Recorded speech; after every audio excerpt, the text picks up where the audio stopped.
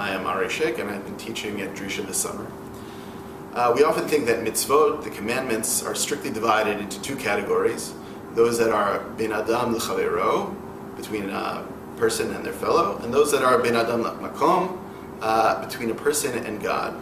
As a result, we tend to think of religious ritual law that's presented in the Torah as directed towards heaven, and only the commandments that form the moral legal system of the Torah as directed outwards towards others. However, in this week's parsha, we find the law of the unsolved murder, which is commonly referred to as the law of the eglah arufah, the broken neck calf.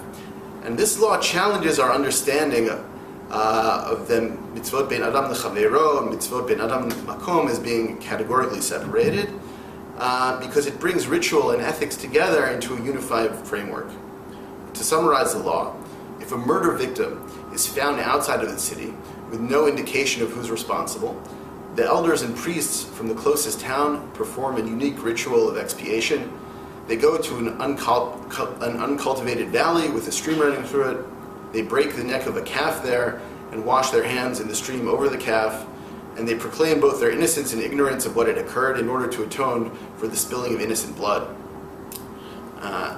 The Torah says as follows, Va'anu v'amru, they say the following, Yadeinu lo shavchu et adam hazeh v'nenu lo ra'u. Our hands haven't spilled this blood, nor have our eyes seen it. Kaper la'amcha Yisrael asher padita, Hashem, v'al titei dam naki b'ker ha'amcha Yisrael. Atone for your people who you have redeemed, God, and do not allow innocent blood to remain amongst your nation Israel. V'nikaper lahem hadam, and through this the innocent blood will be atoned for.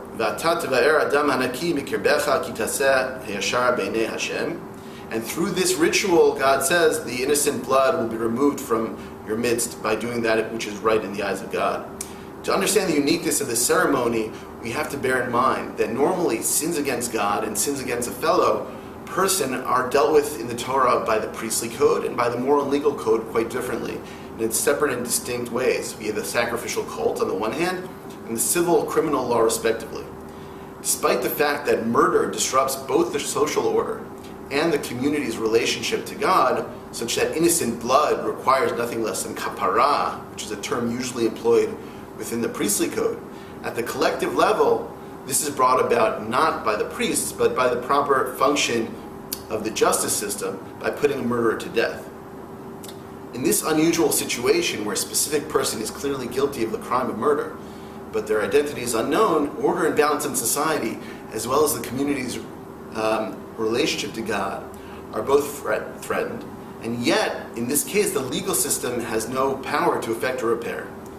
The community therefore also can't turn to the priests for the usual ritual means of forgiveness, which is confession and sacrifice, to make things right with God.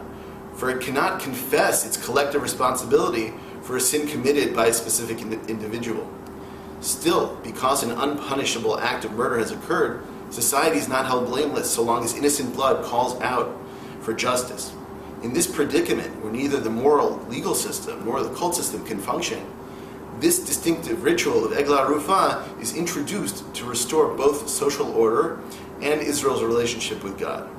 The ritual is structured to embrace the ambiguity and uncertainty created by these circumstances, which neither the legal moral system nor the priestly system can bring about justice or atonement.